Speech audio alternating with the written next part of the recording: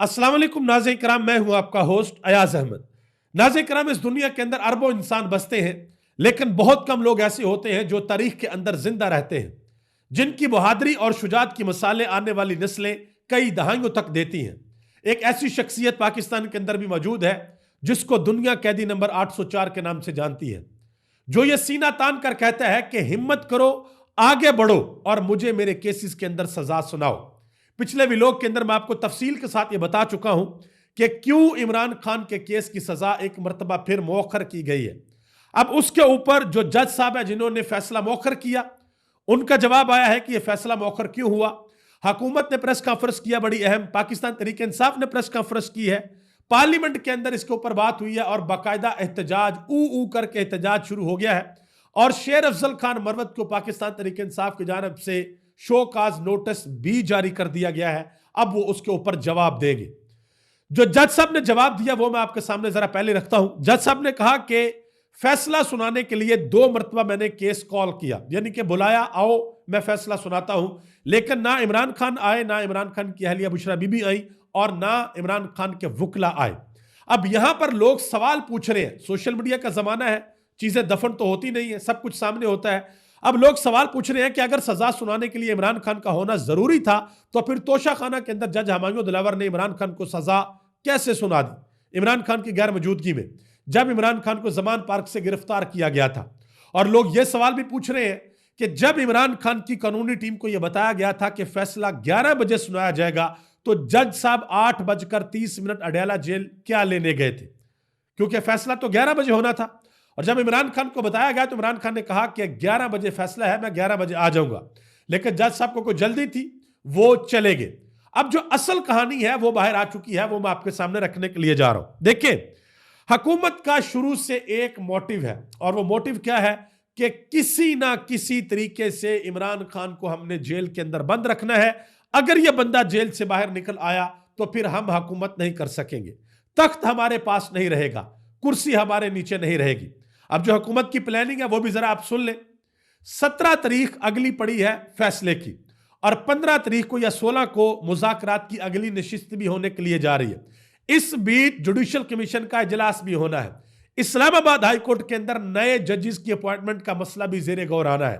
हुकूमत की यह कोशिश है कि फैसले को मौखर करें, लेट सुनाएं, ताकि जब इमरान खान की टीम इस फैसले को चैलेंज करे इस्लामाबाद हाई कोर्ट के अंदर, तो उस वक्त वहां पर जो 4 गालिबन नए जजेस आने हैं वो आ चुके हों और उनके सामने इमरान खान का केस लगाया जाए। तो मैं यहां पर सिर्फ एक चीज गोश गुजार करना चाहूंगा कि आप जो मर्जी कर लें, जैसी मर्जी प्लानिंग कर लें, एक प्लान अल्लाह का है और एक आपका है।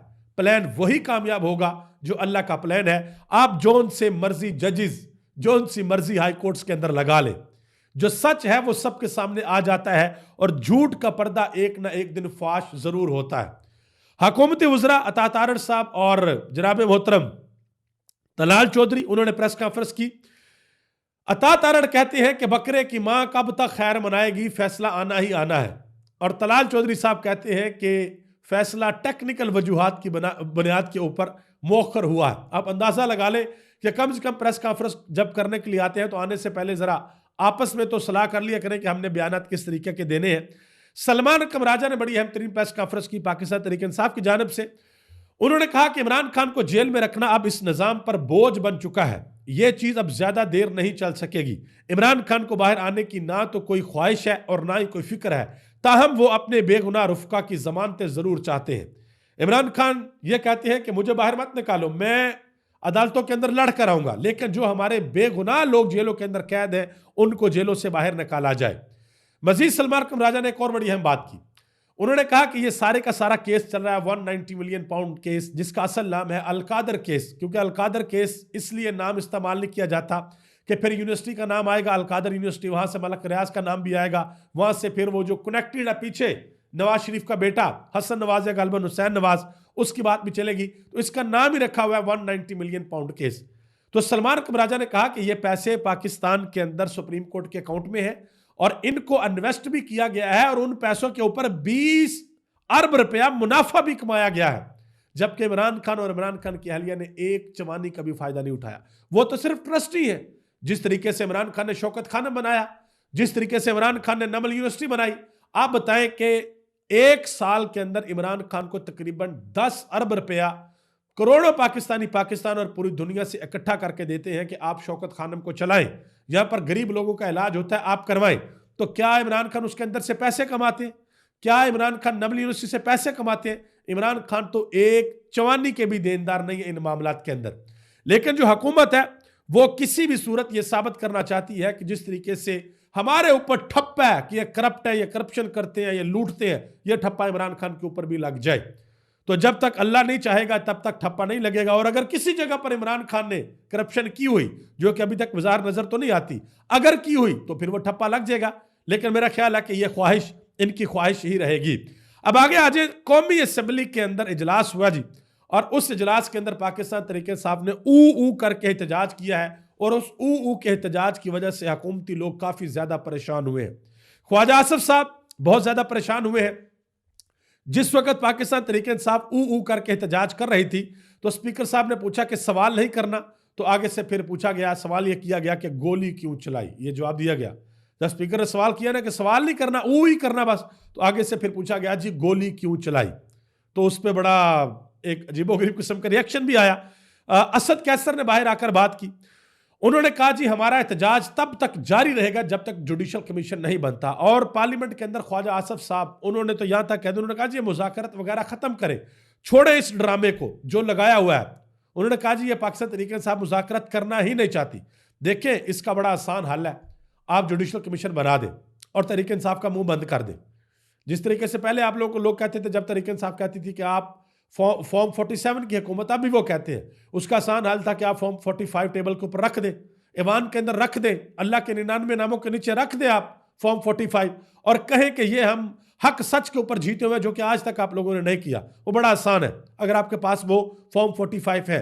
इसी तरह जुडिशल कमीशन बना दे। तहरीक इंसाफ का एक ही मुतालबा, बड़ा मुतालबा है कि जुडिशल कमीशन बनाए सुप्रीम कोर्ट के सीनियर जजेस के अंदर, तो वो जुडिशल कमीशन आप बना दें। अब आगे आ जाए जी, जो तीसरा दौर होने के लिए जा रहा है मुज़ाकरात का, उस हवाले से शाकिर महमूद अवान उन्होंने ट्वीट किया, कहते हैं कि स्पीकर कौमी असेंबली सरदार अयाज सादक ने मुज़ाकराती कमेटियों का इजलास 16 जनवरी को तलब कर लिया है। यह मुज़ाकराती कमेटी का तीसरा इजलास होगा। इजलास दिन 11:30 बजे पार्लियामेंट हाउस के कमेटी रूम नंबर 5 के अंदर होगा। ये इन कैमरा इजलास होगा। ठीक है जी, अब देखते हैं कि इससे क्या निकलता है। आज एक और बड़ा अजीबोगरीब काम हुआ। हमारे एक बड़े अच्छे भाई हैं, दोस्त हैं, साकिब बशीर साहब सीनियर कोर्ट रिपोर्टर हैं, वो डयाला जेल जाते हैं और जाकर कवरेज करते हैं। आज उनको भी रोका गया। हालांकि इस्लामाबाद हाई कोर्ट ने ये हुक्म दे रखा है कि इनको ना रोका जाए, लेकिन आज उन्होंने बात करते हुए बताया कि इस्लामाबाद हाई कोर्ट के हुक्म को भी जूते के ऊपर रखा गया और मुझे रोका गया, मुझे आज अडयाला जेल के अंदर नहीं जाने दिया गया। इमरान खान के वकील सेनेटर अली जफर उन्होंने एक बड़ी अहम बात बताई। उन्होंने कहा कि मैंने एक दफा इमरान खान से पूछा कि जब मुकम्मल तौर पर जबर से निजाम को जकड़ लिया जाए तो तब हमें चुप करके बैठ जाना चाहिए या फिर ताकत का मुकाबला करना चाहिए, मुजाहमत करनी चाहिए।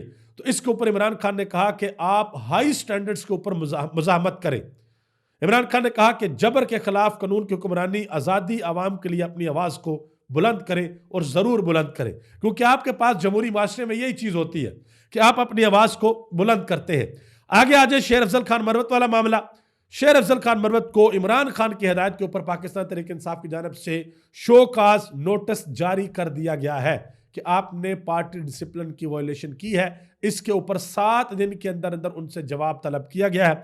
शेर अफजल खान मरवत ने ट्वीट किया, उन्होंने कहा जी दोस्तों के मशवरे पर मैंने 1-2 हफ्ते इलेक्ट्रॉनिक मीडिया से दूर रहने का फैसला किया है। मैं मीडिया के दोस्तों से गुजारिश करूंगा कि इस तरह के प्रोग्रामों में शिरकत होने पर इसरार ना करें। ये यानी कि मुझे ना कहा जाए कि प्रोग्राम के अंदर शिरकत करें। मजीद उन्होंने कहा कि अल्लाह एक और जगह पर बात करते हुए उन्होंने कहा कि अल्लाह ने जो इज्जत शोहरत दी वो इमरान खान के तोफैल है।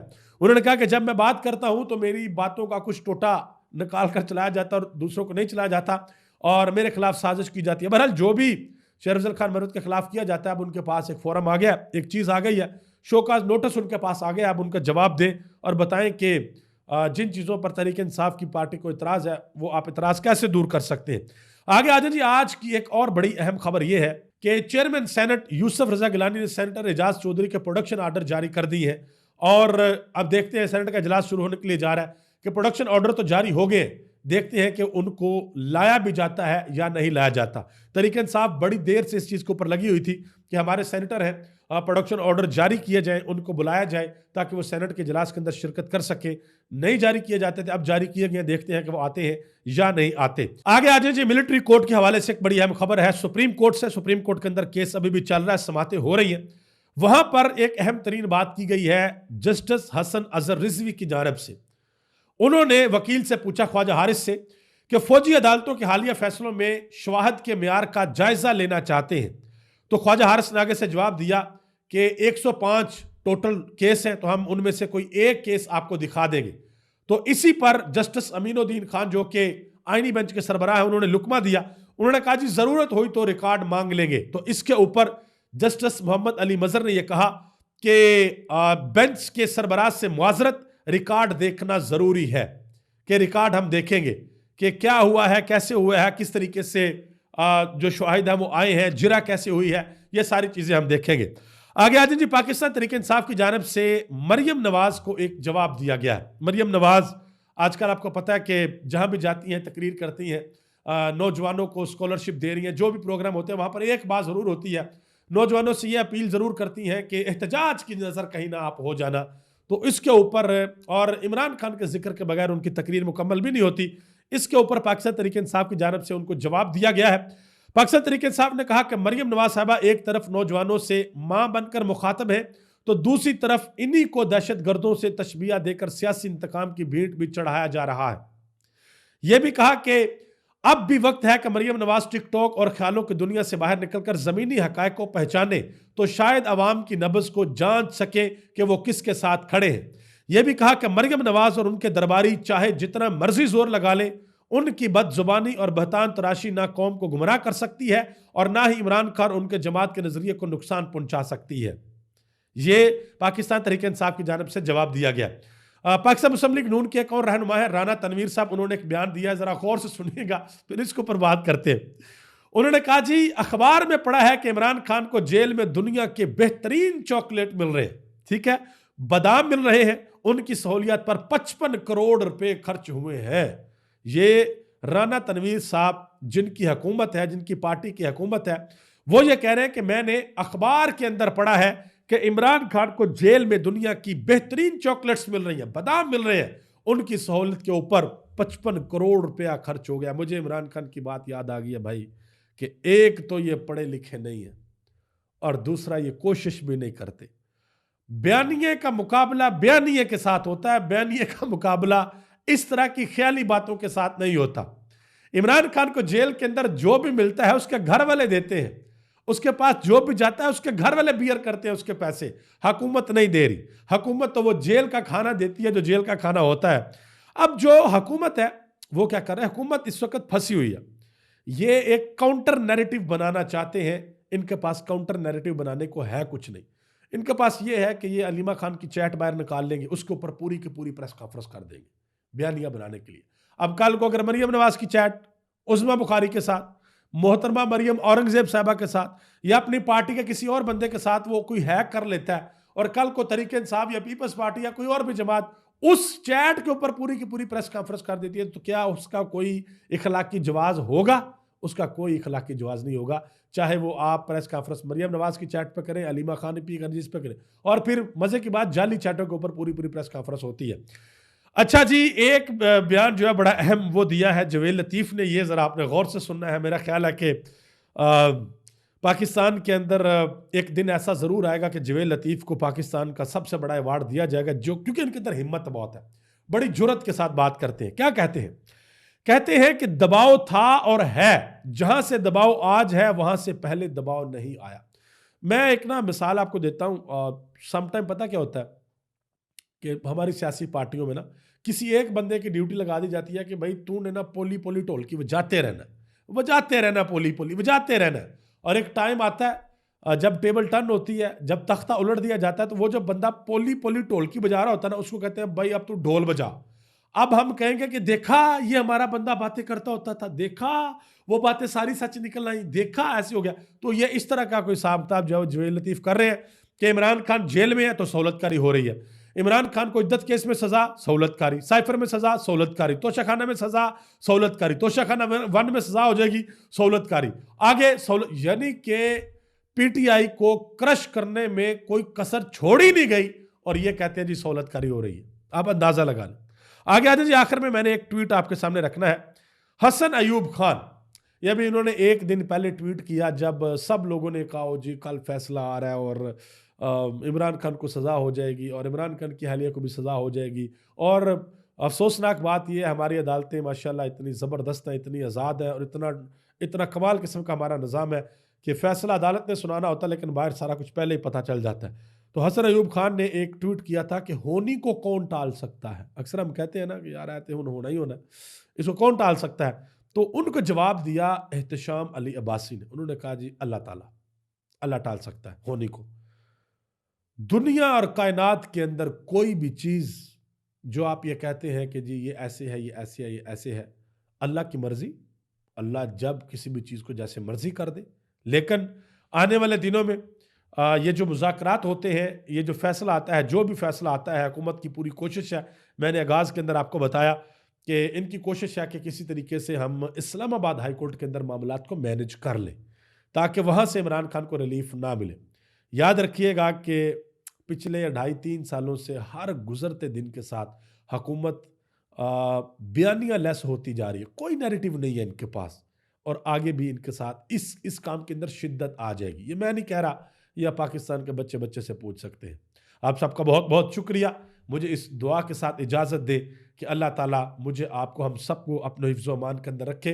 पाकिस्तान पर अल्लाह अपना ख़ास फजल और करम फरमाए। पाकिस्तान के करोड़ों लोग जो पाकिस्तान और दुनिया भर के अंदर बसते हैं, अल्लाह ताला उन पर अपना करम फरमाए। और वो लोग जो पाकिस्तान को नुकसान पहुंचाना चाहते हैं, इस वतन अजीज़ के ख़िलाफ़ साजिशें करते हैं, अल्लाह ताला उनको हदायत दे। अगर उनकी किस्मत के अंदर हदायत नहीं लिखी तो फिर अल्लाह उनको इबरत का निशान बनाए। आप सबका बहुत बहुत शुक्रिया। पाकिस्तान जिंदाबाद, पाकिस्तान के करोड़ों अवाम पाइंदाबाद।